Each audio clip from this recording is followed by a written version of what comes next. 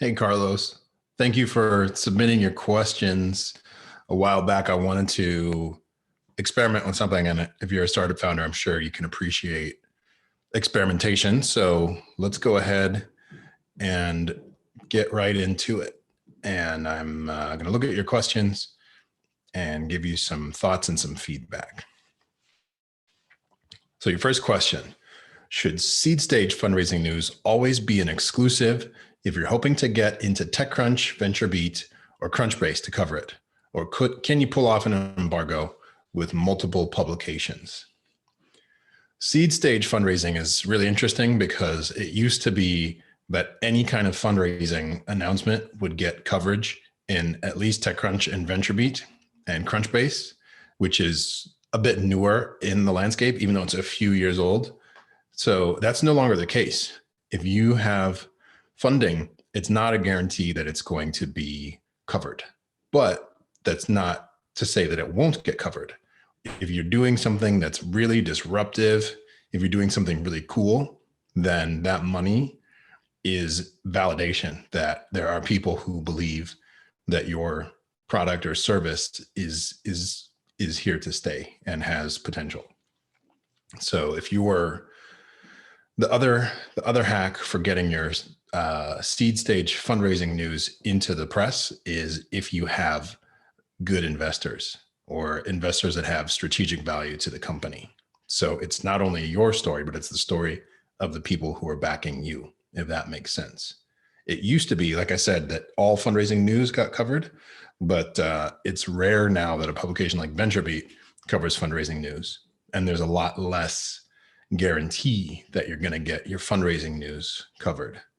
I would definitely recommend going for an embargo because the embargo is going to allow you to brief multiple publications and put the news out on the same day and time.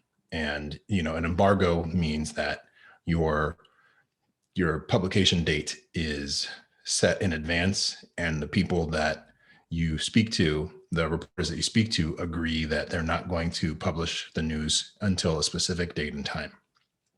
So I would definitely say that an embargo is a good way to go for fundraising news because there's only one fundraising event at that time.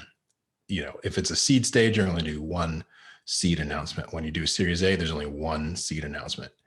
If you're not getting traction with publications and no one's agreeing, then you could switch to an exclusive, which means that only one publication gets to cover that news.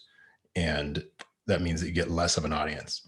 But because there are multiple publications that do cover seed stage funding, then definitely it makes sense to go for an embargoed news announcement and get as many eyes on it as possible. All right, the second question: if our priority audience for press piece is a potential A+ future engineering hire, is there something pre-launch that is newsworthy? Any examples of a B2B pre-launch news story for business goals, like finding customers or strategic partners that impressed you? So it's actually two questions. The first question is how to appeal to a potential engineering hire with the news of either fundraising or a startup launch. So that's the first question. And then the second question is any example of pre-launch B2B news stories for business goals, like finding customers or strategic partners. So the thoughts I have in terms of reaching out to potential engineering hires is that there are people whose motivation isn't money. Their motivation is to do things that are difficult because their brains are really set up to engage with challenges, and they want to make an impact and they want to do things that are difficult that haven't been done before. The best way to use press to tap into these people's mindset and mentality is to talk about the technical challenges that you're dealing with and what you've done so far, what is still left undone, and what kind of impact that can make, both from a business and financial sense, but also from a just technological and societal sense. if you're really looking for someone top notch, chances are they're going to be working at a company like a Google, like Facebook or Amazon, one of these companies that can pay them pretty much any amount to stay. But that's not what motivates a person like that. A person with those A+ skills is going to be motivated by the ability to shape the future growth of a company and shape the future growth of an industry. And so your story in the press needs to reflect the fact that this person has the opportunity with you and with your team to do something that's never been done before, using tools that may or may not be popular inside the company where they work. And obviously, if there is a big market, that there is upside for them, because, you know, with stock options and just cash, a company like Google can pay, you know, up to $1 million a year, all told, to keep somebody where they are. And it's very unlikely that as a seed stage company, you can afford to do that. Actually, you can't do that, right? Because you're seed stage. But, you know, having ownership over the outcome is something that a seed stage company can offer to a really quality person and give them the opportunity to mold the future with you. So that's my thought around that. And then the second question is, any example of B2B pre-launch news stories for business goals, like finding customers or strategic partners, that impressed me? You know, again, the whole idea of thought leadership is very central to press coverage and to attracting strategic partners and customers. That's really the goal. So talking about pain in the market, talking about opportunities, those are just general themes of how to attract strategic partners or customers. I mean, there's so many examples that I can't pick out just one, but being able to really speak to the pain in the marketplace and being able to talk about your unique ability to solve marketplace pain is a great way to demonstrate to those strategic partners that you're a great strategic partner for them. And being able to demonstrate that you know the pain of your customers is a great way for customers to select you as the solution to that pain. Though that's my general thought around that. Now, the next question you asked is whether or not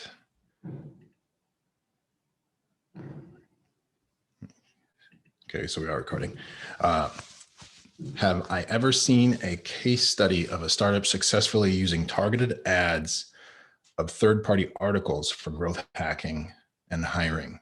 Is this practical and or feasible? So yeah, I do believe this is practical and feasible. And I would say that the going back to your earlier question about, can you use media exposure to find an A+ engineering hire? I definitely think it's possible.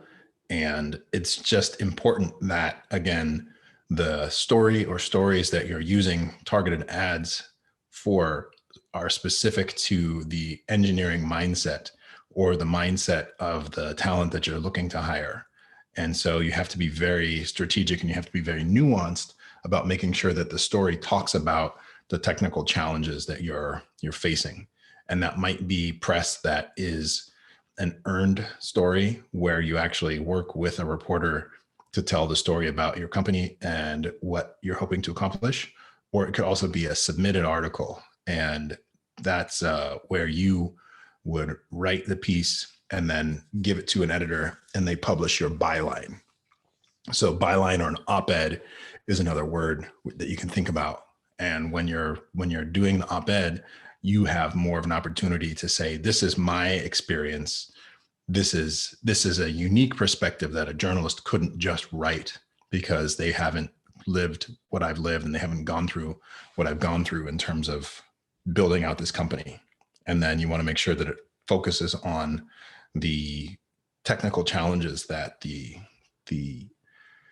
company is undertaking and what this engineering hire is going to be working on from a day-to-day basis. And then, yeah, putting that on different ad networks and doing the kind of targeting that you need to do. So you could do that either through an op-ed or an earned piece. This is a bit of a longer tail. This is going to take a while. I think it's a really smart idea to do if you have the runway and the attention span for it. But the upside is that if you find candidates this way, they're going to be very well qualified, because these are people who you've put a lot of energy into finding these people. So I do think it's practical and feasible. It's just a lot of work. And I think that the end result is going to be that you have a really well qualified person or people. Now, the next question is, I feel like I rarely see B2B startups in the press apart from fundraising news. What's the biggest mistake that B2B startups are doing when it comes to press? I see B2B startups in the press a lot. I think fundraising is definitely one area where you're going to see B2B startups more. My immediate reaction, though, is that these B2B startups may be in the press, and they're just in the press that's relevant to their audience. And that's the difference between B2B, which is business to business, and other forms of PR, is that a company that's a B2B company is going to be speaking to its specific audience. And that specific audience has its own media landscape. And there's also the regularity of publication. So if you are, I'm not going to get too specific, but if you are in the medical field, then the medical field has its own publications and it has its own rhythm. And that rhythm of publications is potentially only once a quarter, once a month, or a couple times a month. And that means that the audience is only expecting to hear from a company that they buy from, or they may buy from, once in a while. And that means that you're going to hear from these companies less if you're following that industry. But that's how often they expect to hear from the companies, their media diets, if you will. If you're in the consumer space, then there's a lot more competition, because consumer news moves a lot more quickly, and you're competing for the attention of consumers with absolutely everything that's out there.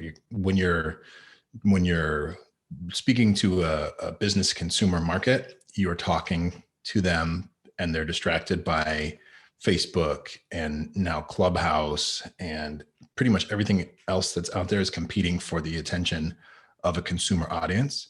And there's much more regular publication. So you have to expect to be publishing news a lot more. And if you're a B2B startup, you're actually talking about a pain that somebody is experiencing. And so it's much more specific. And like I said, there's a whole suite of publications that are out there for B2B startups. So, what are mistakes? There's all kinds of mistakes, but I would say that the biggest mistake is trying to get a consumer audience to be interested in a B2B product or a B2B service when they're not the customer. But yeah, there's infinite number of mistakes. And then the next question, and this is the last one, I'm gonna see how this experiment worked out, and hopefully it worked out well. So the question is, what's the difference between B2B PR and B2C PR? So what's the difference between business to business PR and business to consumer PR? If our goal is to start with enterprise, then pivot to consumers, should we create a unified PR strategy from the beginning?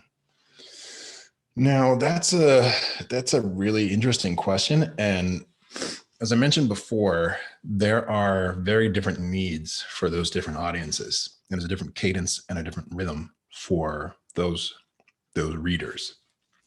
If you're speaking to an enterprise, you want to be talking about the pain, and you want to be talking about the pain that the audience is experiencing and why you are the right team and the right founders to solve that pain for them, especially when you're new and you haven't established yourself as a brand yet.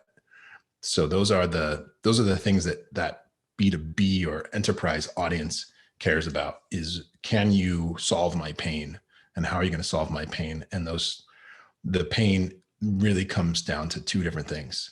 How do you save me money or save me time, or how do you make me money? And that's really all you have to do is that. Now with a B2C, there are a lot more concerns and there's a lot more competition. And, a lot of times with a B2C story or a B2C company, the audience, the consumer, doesn't even know that they have a problem. And you're first trying to convince them that they have a problem, and then get them to choose you as the solution. So there's a lot more education that needs to happen, and there's a lot more competition. So in terms of creating a unified strategy, it's an interesting question. I do think you need to be aware of the consumer understanding of what you're doing and what those needs are going to be in the future. However, if you're solving a problem for enterprise and you have money and customers to show for your ability to solve that problem, it becomes much more feasible to have a B2C strategy. But if the consumers or the B2C audience isn't actually buying your product, then don't spend your time trying to convince them to buy from you. Or conversely, if your B2B or your enterprise service is much more valuable to the company, and getting those customers delivers a lot more revenue, that's where I would put my focus in the beginning, because that's going to do more for the company. There may be fewer customers, but that doesn't mean there are no customers. There are 320 million Americans, 320 million plus, and there's not that many businesses. But if you're chasing after all of those people, trying to find the right ones, versus maybe a target market of 1,000 or a few thousand potential enterprises that could be your customers, each one of those enterprises is worth a lot of money to you as a business. And that's where the first effort should go. That's just my thoughts. But yeah, knowing how you're going to evolve the story to include the B2C audience and in how to appeal to those people. But it's, again, a very different skill set. And there's, a much greater demand on you and your team to be cranking out stories for a consumer audience than to be appealing to the enterprise. So I hope that was helpful. Thank you for going on this journey with me. And now I'm gonna see how this turned out. I love taking PR questions. If you have PR questions, you can always contact me at chikati@moonshotpr.com. And thank you. Let's do this again soon.